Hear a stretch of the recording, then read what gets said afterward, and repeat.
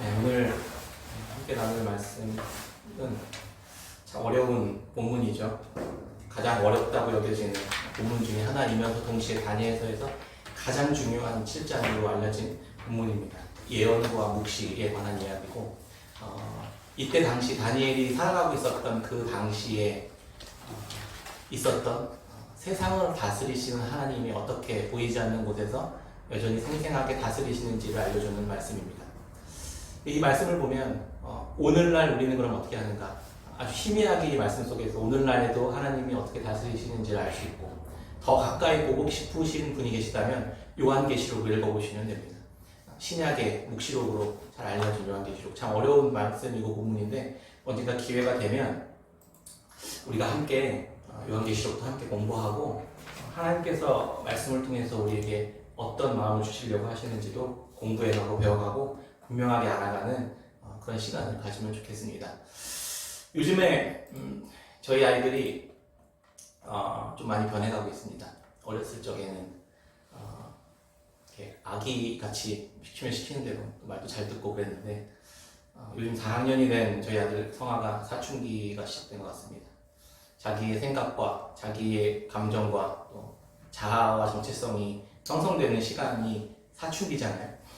어른이 되어가는, 어떻게 보면 건강한 모습인 건 사실이지만 기존의 어린아이처럼 대하던 그런 방식이 또 변해야 되는, 또 아빠와 엄마의 입장은 또 조금 어려운 건 사실입니다. 그래서 지난주에 저녁 밥을 이제 먹으려고 하는데 형아가 반찬이 마음에 들지 않고, 또 할머니와 약속했었더니 자기가 좋아하는 설렁탕 국물을 먹기로 했는데 꽁꽁 얼어가지고 먹을 수가 없었던 거예요. 그래가지고 화가 잔뜩 난 거죠.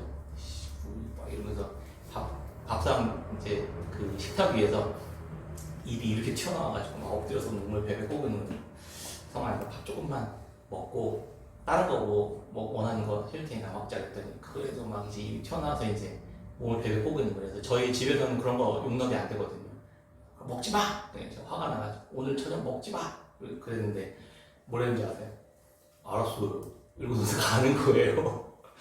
그래서 저 화가 나가지고 오늘 간식 딴 것도 아무것도 먹지 마! 이랬더니 알았어요. 이러고 가는 거예요. 이제 조금 있다가 하나가 과자를 들고 이제 방에 들어가서 이제 하나는 밥을 다 먹고, 밥 다 먹으면 간식 아무거나 다 먹을 수 있거든요. 갔는데 이제 성아 옆에서 이제 그걸 낼름 집어 먹은 거죠. 그래서 나중에 이제 제가 그걸 알고 성아 불러가지고 너 간식 먹었어? 안 먹었어? 그래서 먹었어요. 이러는 거예요. 왜 먹었어? 그랬더니 가만히 있다가 뭐라고 하시는지 아세요? 그래서 어떻게 할까요? 그래서 어쩔까요? 이러는 거예요. 사춘기 맞죠?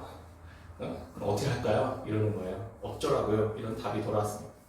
사춘기 맞는 것 같습니다. 사춘기는 점점 자기의 세계가 확대되고 넓어져가고 그런 과정에서 마주하는 또 혼란과 격변의 시기라고 생각합니다.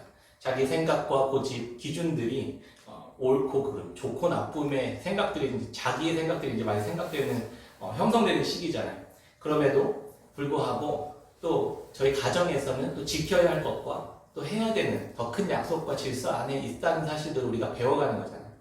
성화는 나름대로 어린아이에서 자기가 할 수 있는 것, 하고 싶은 것, 원하는 것들 요구하는 방식들을 넘어서서 더 넓은 세상 속에서 살아가는 방법들을 이제 배워가는 과정이라고 생각합니다.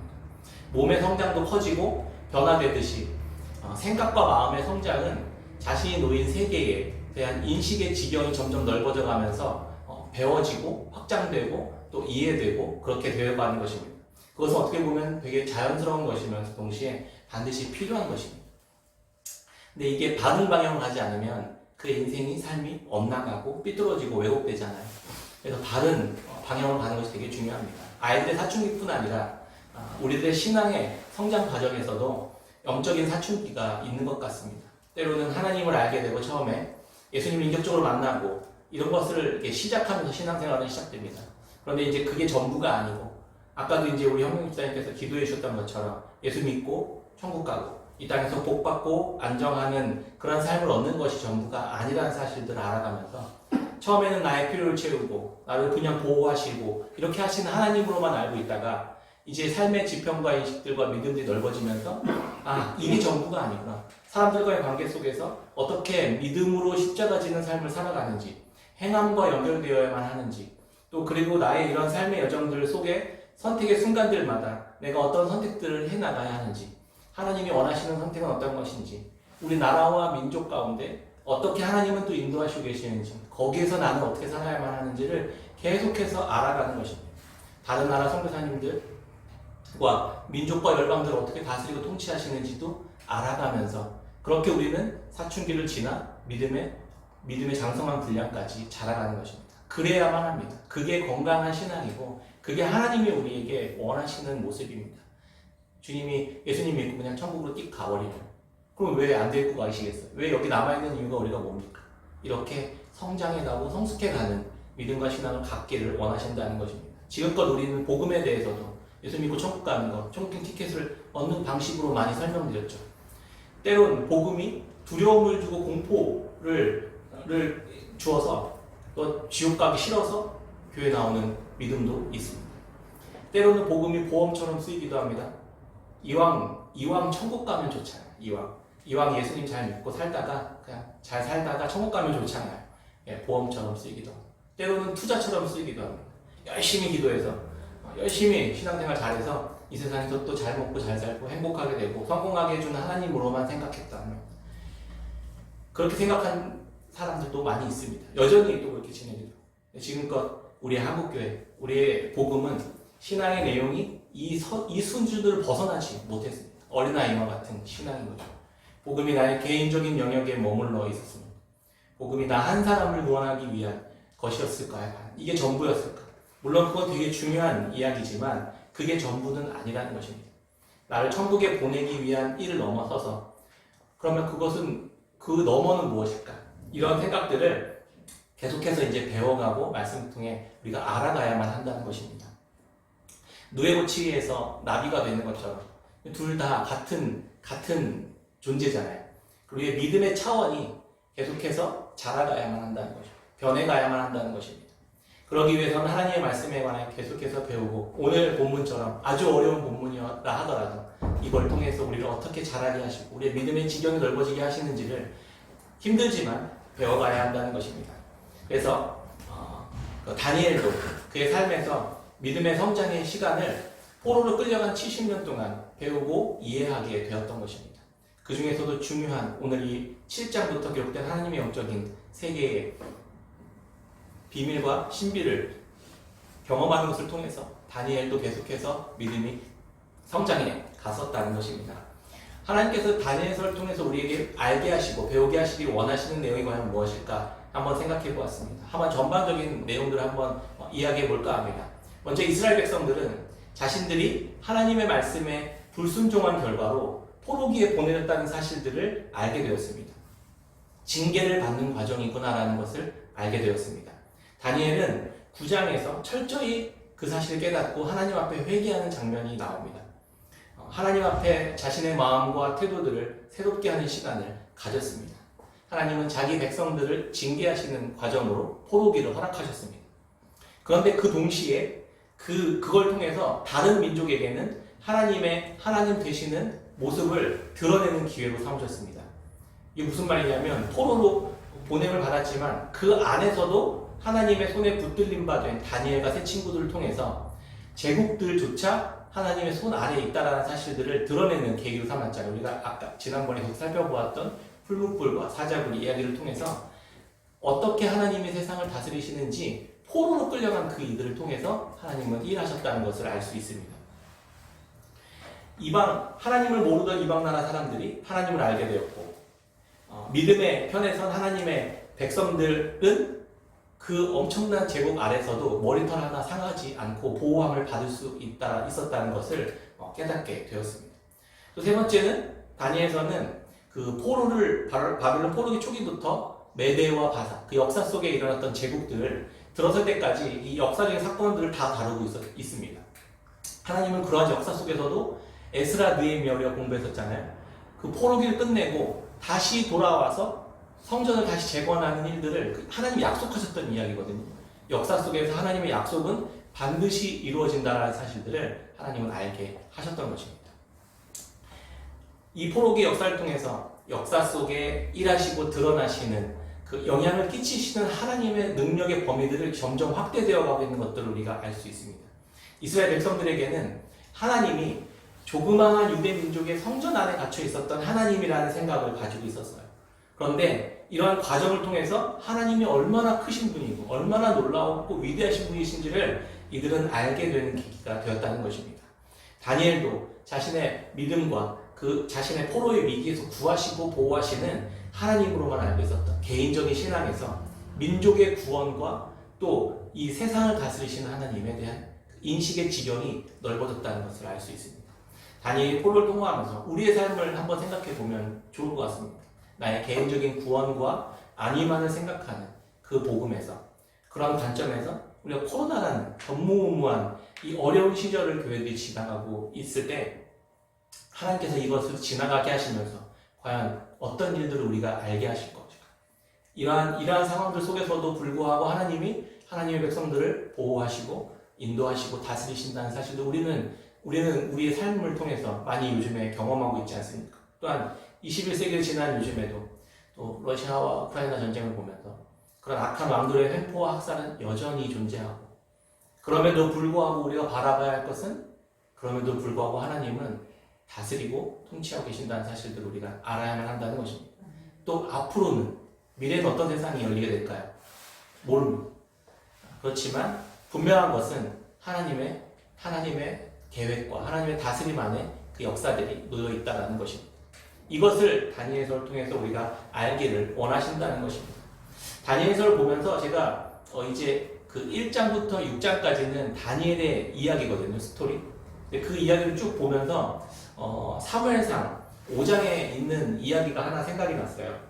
사무엘 시대에 블레셋과 전쟁이 일어나는 장면입니다. 근데 블레셋은 이스라엘 백성들을 끊임없이 괴롭히던 민족이었습니다. 해안 도시에 5개국 연합국가로 이루어진 국가였는데, 이들과의 전쟁에서 이스라엘 백성들이 전쟁을 딱 치렀는데 4,000명이 전사하는 패배를 경험하게 됩니다. 근데 이스라엘 백성들은 그래서 이거 어떻게 하면 이길 수 있을까 생각했더니 그 율법궤, 하나님의 말씀의 궤를 들고 전쟁에 나가면 우리가 이길 수 있겠다 생각해서 그걸 들고 나갑니다. 근데 어떻게 됐을까요? 엄청나게 또 패배를 합니다. 그 율법궤가 그게 곧 하나님이라는 생각에, 그 하나님을 우리가 들고 가면 전쟁에서 우리가 이기게 될 것이다. 이렇게 멋대로 생각한 겁니다. 부적처럼 하나님을 여겼던 것이죠. 그들의 믿음의 한계이면서 하나님을 내 마음대로 조정할 수 있다라고 생각하는 그런 어리석은 생각들이 있었던 겁니다. 결국에는 두 번째 전쟁에서 3만 명이 전사하는 엄청난 참패를 경험하게 됩니다. 그리고 그들의 하나님의 임재의 상징인 율법궤마저 뺏기게 됩니다. 이들은 패배하고 완전히 몰락되는 끔찍한 상황에 놓이게 됩니다. 그런데 하나님은 그 율법궤 하나를 가지고 그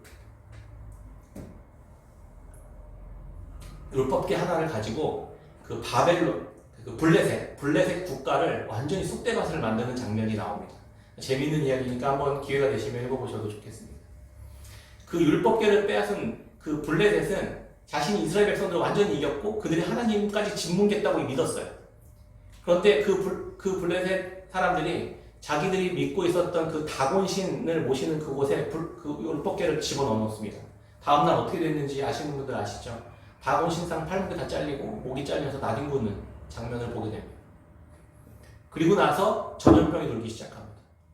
그래서 이 블레셋 주민들이 두려워서 이 율법궤 때문이라고 생각하고 그 율법궤를 다른 지역으로 밀어버립니다.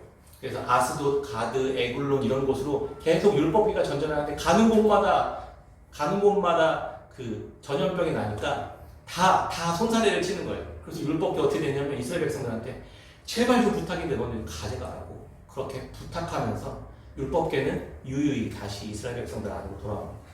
이 이야기를 보면서 어떤 생각이 드시나요? 하나님이 이스라엘 백성들은 하나님을 잘못 대해서 엄청난 패배를 해요. 망하지만 하나님은 끝까지 승리하시고 그 블레셋 5민족 국가를 완전히 쑥대밭 만드시고 유유히 돌아 나오십니다. 이스라엘 백성들과의 전쟁은 블레셋이 이길 수 있지만 그들의 하나님은 대적할 수 없다라는 사실들을 온 열방이 알게 되었습니다. 하나님이 이런 분이시라는 것을 이스라엘 백성들도 알게 되었고 다른 민족도 알게 되었습니다. 다니엘을 통해서 바벨론의 포로로 끌려간 다니엘이 저는 꼭 율법계들처럼 보이는 거예요. 하나님의 말씀에 순종하는 그 한 사람이 바벨론, 거대한 바벨론으로 들어가서 그 바벨론을 쑥대밭을 만들어 놓습니다. 대한민국의 격투기 감독으로 유명한 한 분이 계십니다. 많은 단체의 챔피언들을 만들어낸 분이에요. 그런데 그분이 아들이 학교에서 학교 폭력을 당해서 돌아왔습니다. 그 사실을 알게 되었어요. 물론 아빠가 누구인지 그 아들의 친구들은 전혀 모릅니다. 어떻게 할까 고민하다가 이분이 재미있는 생각을 합니다. 자기의 제자들과 함께 챔피언 벨트를 탁 메고 아들의 등굣길에 같이 동행합니다. 5명의 챔피언 벨트를 가진 이분들과 함께 아들이 등교합니다. 그날 이후로 아들이 어떻게 됐을까요? 말할 것도 없죠. 아무도 건들지 않았을 거죠. 이 장면이 생각나다. 그 아이는 연약하고 부족하고 보잘것없지만 그의 아빠가 누구인지를 아는 순간에 세상은 잠잠해지는 것처럼 다니엘과 친구들, 그들의 민족이 그 제국들 앞에서 우리 하나님이 누구이신가를 드러내는 계기가 되었다는 것입니다. 여기서 우리는 무엇을 알아야 될까요? 이스라엘 백성들도 자신의 하나님이 도대체 얼마나 크신 분인지를 알았다는 겁니다.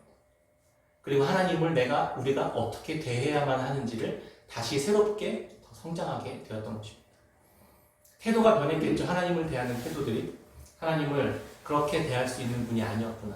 우리 아이들이 아빠를, 엄마를, 부모님들을 성장해라고 자라면서 어떻게 대해야 하는지를 배우는 것처럼 이스라엘 백성들도 다니엘도 그들의 하나님을 어떻게 대해야 되는지를 배웠다는 것입니다.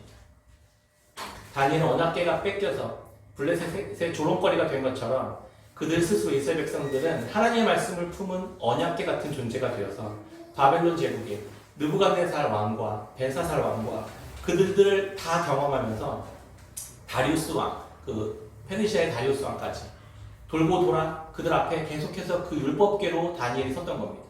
세상 앞에 우리가 어떻게 보냄받은 자들인지를 우리가 배워야만 하는 대목인 것입니다. 그 어떤 풀무불도, 그 어떤 사자불도, 그 어떤 악한 왕의 법과 명령도 그들의 머리털 하나 상하게 할 수 없었던 그 상황들을 알게 되었던 겁니다. 우리가 세상에서 어떻게 살아야 될지, 우리의 정체성이 무엇일지, 우리의 하나님 도대체 어떤 분이신지를 이 말씀을 통해 계속해서 배워갔으면 좋겠습니다. 오늘 본문이 있는 이 7장의 이야기를 이해하기 위해서는 다니엘서 전체의 구조를 조금 생각해보면 도움이 많이 됩니다. 어려울지 모르겠지만 조금 집중해서 들어보시면 도움이 좀 될 수도 있습니다.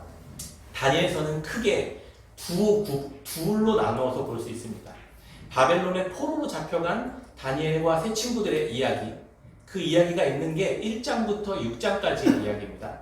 다니엘이 또 그 이후는 본 미래에 대한 환상, 그 환상을 다루고 있는 이야기가 7장부터 12장까지 크게 두 부분으로 나누어서 볼 수 있어요. 그래서 7장부터 들어갈 때 어려움을 호소하는 분들이 많잖아요. 환상, 계시, 이런 묵시 문학이기 때문에 이게 무슨 말인지 잘 모르겠는 분들이 많이 있습니다.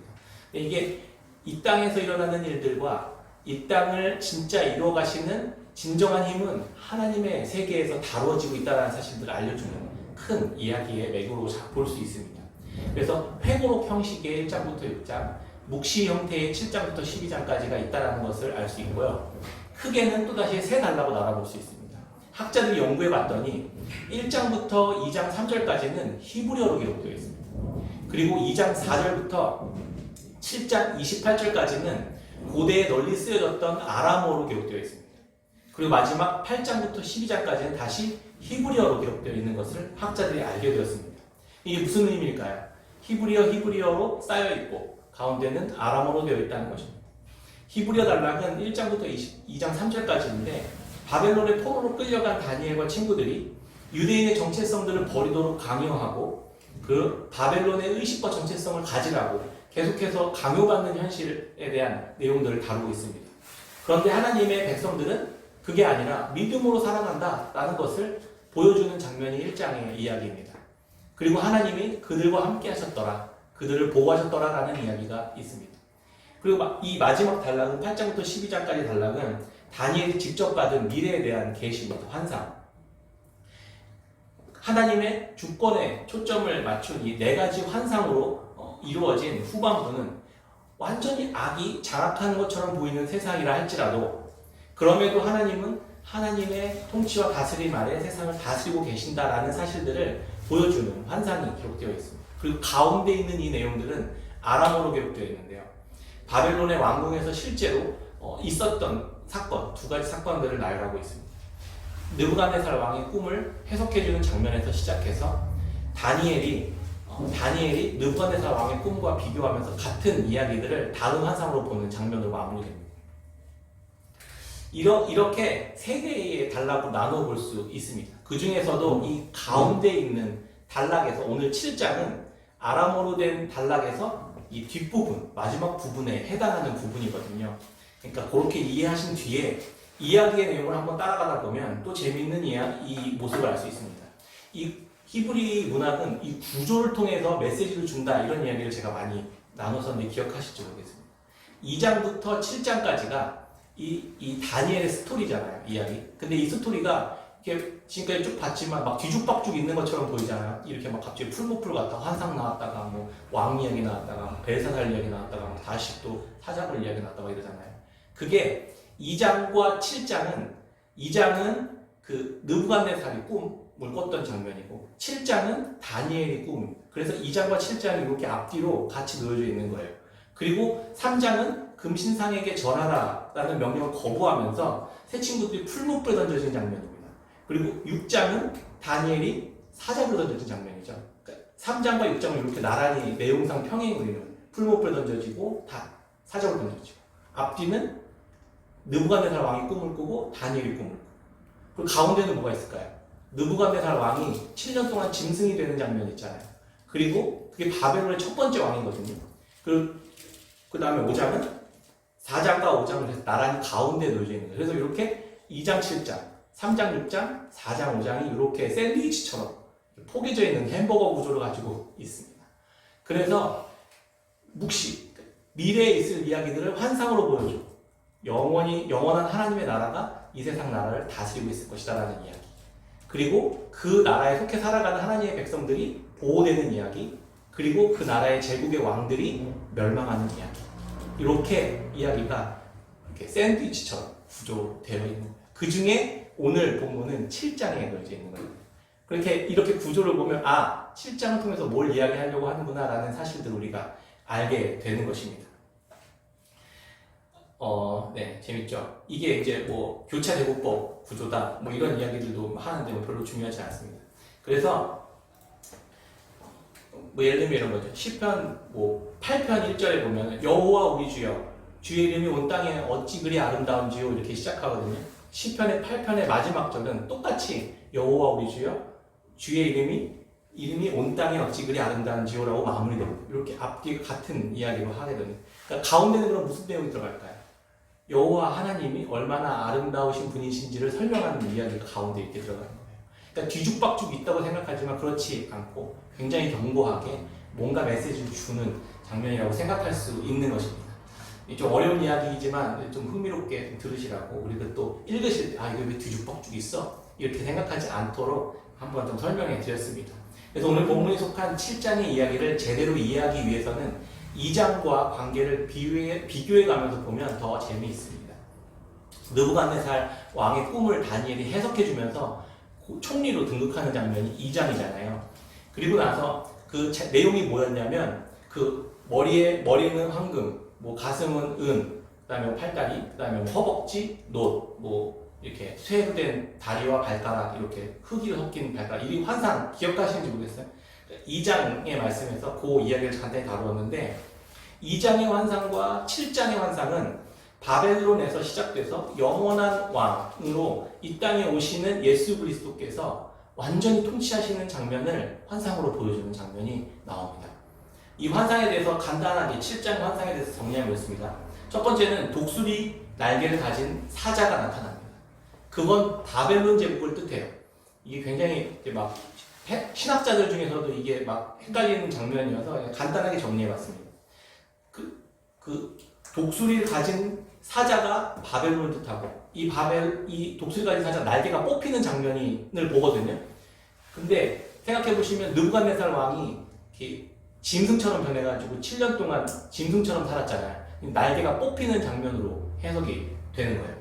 7년 동안 짐승처럼 되었다가 사람의 마음을 다시 이 짐승이 갖게 되었더라 이렇게 기록되어 있잖아요.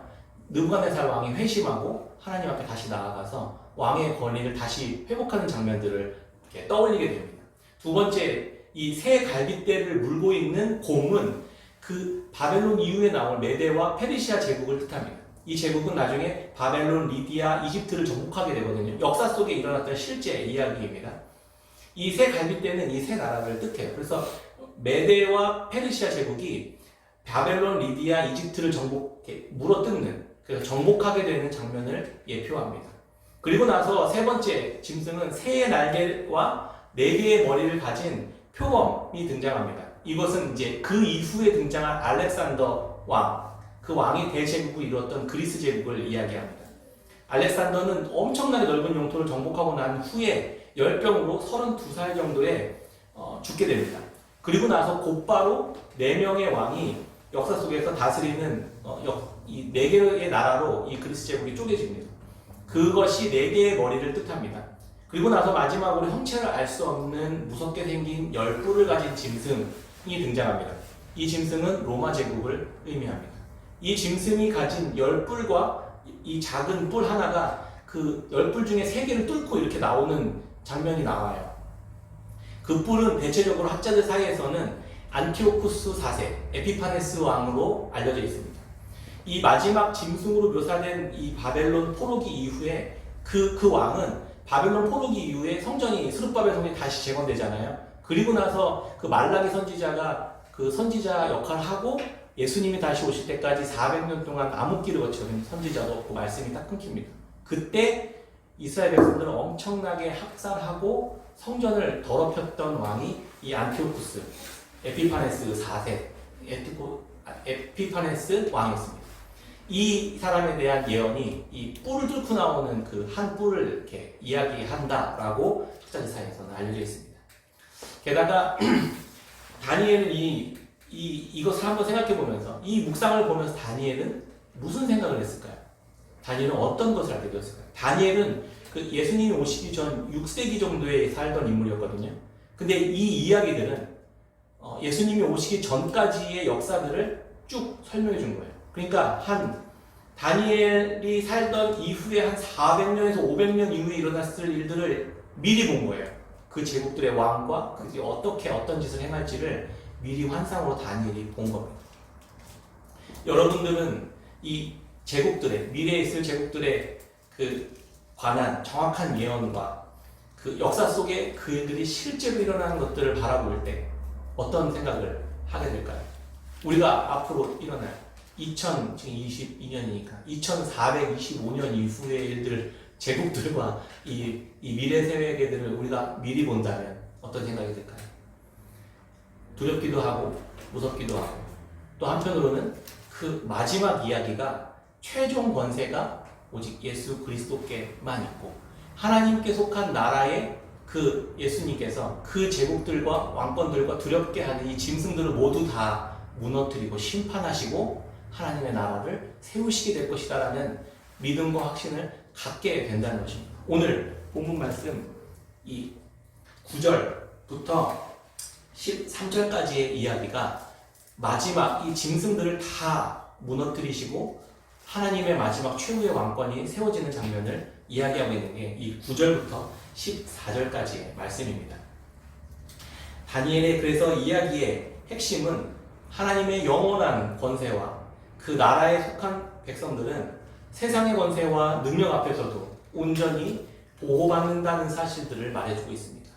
관심 있으신 분들은 요한계시록을 읽어보시면 비슷한 장면들도 많이 나오면서 동시에 같은 메시지를 이야기합니다. 만약 대부분의 분들이 이렇게 해요. 요한계시록 읽으면 무서워, 두려워요. 앞으로 어떻게 될지 막 걱정되고 막 이래요. 그래서 제가 계속 요즘에 강조하는 게 있어요. 그러지 않으셔도 됩니다.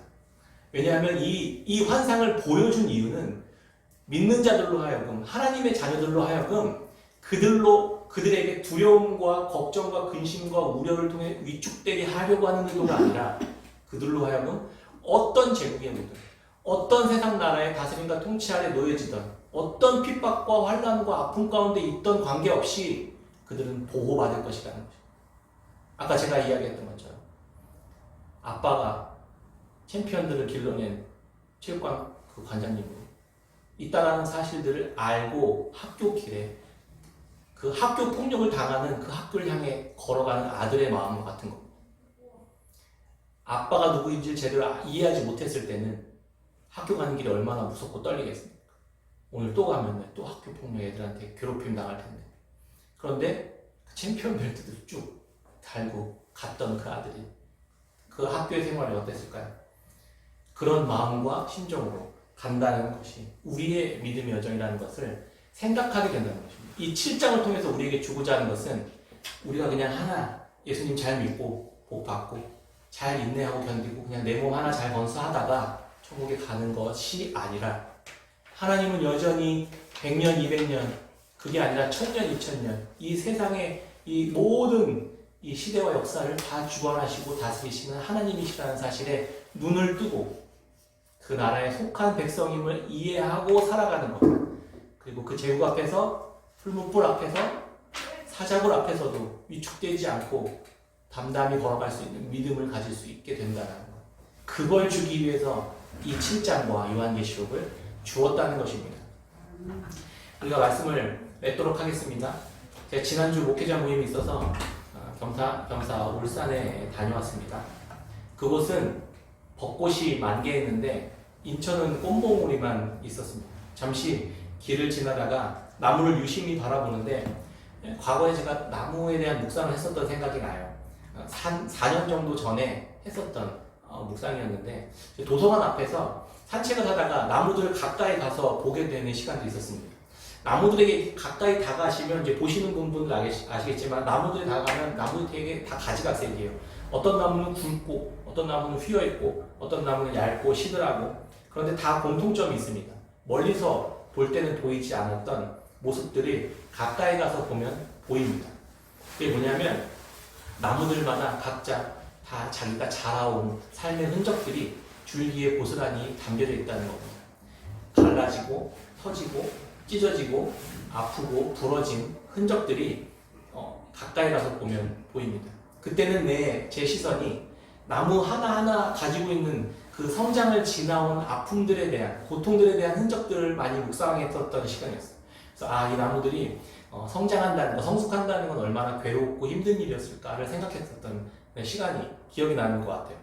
근데 한 발 이렇게 멀리서 보면 아무렇지 않은 듯이 세상을 살아가는 그런 흔적, 그런 모습으로 보이기도 합니다. 사람들을 그 나무들을 보면서 우리 살아가는 사람들의 모습들을 좀 본 것 같아요. 가까이 다가가면 모두가 다 하나같이 삶의 흔적들을 다 가지고 있으면서도 멀리서 보면 잘 살아가는 것처럼 SNS에 막 맛있는 거 먹으러 가고 좋아, 난 행복해 이렇게 올리는 그런 모습 아닐까 생각했습니다. 상처 입은 치유자라는 책을 쓴 헨리 나우에는 그에 대해서 이런 말을 남겼습니다. 많은 사람이 인생에서 괴로움을 느끼는 이유는 자신의 외로움을 완전히 없애줄 사람이나 사건 또는 만남을 애타게 찾고 있기 때문입니다.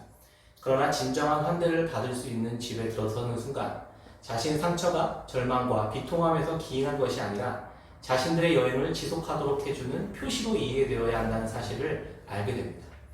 그러니까 하나님과 나를 온전히 그런 상처 입은 나와 나를 온전히 수용해 주시는 예수 그리스도와의 이런 인격적인 관계, 개인적인 관계에 집중하고 있는 모습을 볼 수 있겠죠. 철저히 개인적인 관점에서 나무를 생각해 봤습니다.